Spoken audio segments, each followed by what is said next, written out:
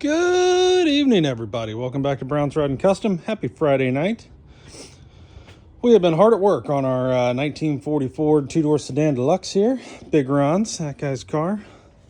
It's my dad. And here's where we're at. All the lines are made. All the lines are in. Everything's kind of where it's going. This is going to get run across. I just finished taping that up. It's going to run across in here and go to this little sensor there. Belts on, everything's tight. All of the O-rings and lube, refrigerant oil, and all that is on. Trinary switch is installed but not wired. I have everything marked. I went ahead and marked it just so I didn't screw this up. Should be pretty easy. You got a ground, you got a compressor, so this one will go over here. This one here goes to the main wire coming out, that long blue one that we've been talking about for a while. And then this blue goes to the fan relay. So got to get those in. We got the heater valve, or what do you want to call it? Heater hose deal hooked up here. It's plugged in, wired up, all done. Condenser's all done. Inside's all done. All the ducting's done. Defrost ducts are in. Everything's plugged up, plugged in, done. So now we are 4 wires away, basically. We need to hook up these 4 wires and make everything clean. And then those 4 wires. What else was there? I think that's about it. We got those 4 wires. And then basically we're going to go to Harbor Freight, buy a vacuum pump tomorrow and gauges, and pick up some refrigerant from O'Reilly's, and we're going to do this ourselves. So hopefully tomorrow we'll hook up a vacuum and yeah, see if we can pull a vacuum without leaking. If nothing leaks, then we'll charge the system, and then we'll see if we have air conditioning. So that'll be tomorrow, so stay tuned for that. That's exciting. We did go to hose makers again. They made this one for us, put these crimps on. That worked out perfect. They also had this 45 here for the 5/8 hose, which is great. And they had the brass 5/8 nipple coming off of the water pump down here where the heater hose goes in. The one we had was for a 3/4 inch heater hose, and we're using 5/8. So far, that's where we're at. We got to put the antifreeze in it and hook up 4 wires. And then vacuum it and charge it, and I think we're there, barring there's no leaks or anything like that, which, you know, there could be. I don't know. I don't think there is, but we shall see. So that's kind of where we're at. For those of you wondering, no, that does not go that way. It goes like that. So this has been kind of an ordeal. We finally got our parts yesterday. That's what kind of took an extra 2 days. Really, it was just waiting on the parts to get here from Speedway. We did get the Bill's Hot Rod power steering bracket, which is pretty cool. So that's going to be going on here, and to help us with our power steering. So that'll be kind of fun. So that'll be something else we'll be getting into here the next few days.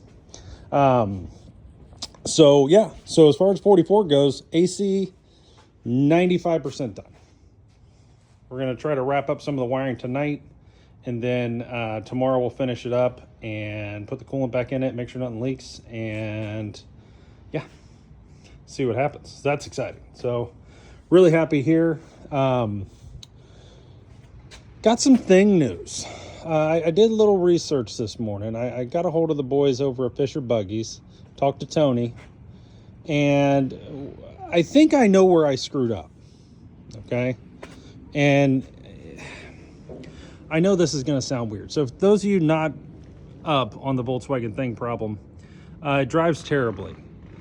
And when you jack it up, you can't really turn the wheels, right? Like with your bare hands. You can with the steering wheel. It's still hard, but it's, you know. So, and it serpentines and does all kinds of weird stuff, and really, you know, is just a really scary thing. So started thinking, what could I have done wrong, right? Here's what I came up with. I have bug I think my torsion arms are correct. I think my ball joints are the correct ones, but I think I installed them wrong. I think my ball joints are installed wrong. And that's what me and Tony came to the conclusion of today. So what I'm gonna do, I don't think it's the steering. I don't think it's any of that at the moment. I don't think it's the spindles, because it's just a spindle. I don't think it's my steering arms and all that. And tie rods, they're brand new and there's nothing wrong with them, and that shouldn't be it. But the one place that it really could be, and we keep coming back to, is the ball joints being installed like backwards or crooked or wrong or whatever. So on the ball joints and on the control arm, there's a slot or a line, and I can't swear to God that I put it where it needed to be, or I didn't put it in 180 out, if that makes sense. So I think what I'm going to do, I've already got the gas tank out of this. I've already got the steering rods unhooked. I think I'm going to go ahead either tomorrow or the next day, depending on where we get on the 40, and take the spindle off, get the torsion, the control arms, torsion arms with the ball joints. I'm going to take all 4 of them off, the uppers and lowers, and I'm going to take them to Fisher Buggies, and I'm going to have Tony tell me whether I screwed them up or not. And if they're messed up, then I'm going to let them go ahead and press in new ball joints and give them back to me the correct way. And we'll come back and bolt it all together and see if it fixes anything.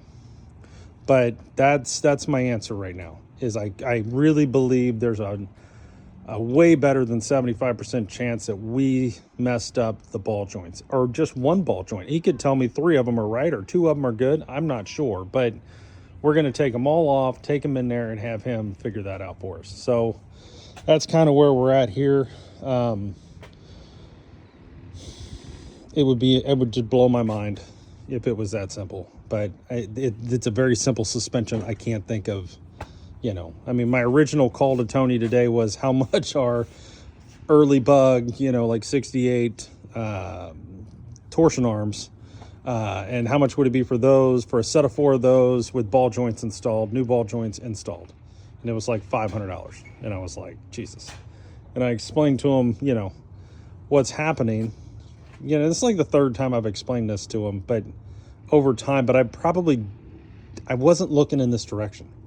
And it makes a little sense, because when I had the other Volkswagen mechanic here, who's super good, he drove it, jacked it up, was looking, everything looked right to him. Nothing looked out of place. I didn't bolt something in the wrong place, even though that would be almost impossible to do. Everything looked right. Except he wouldn't have been able to verify the ball joints from the angles that he was at. And that's something that would be, you'd have to literally take it off to see it, probably, to actually know. And you'd have to be a Volkswagen guy to really know.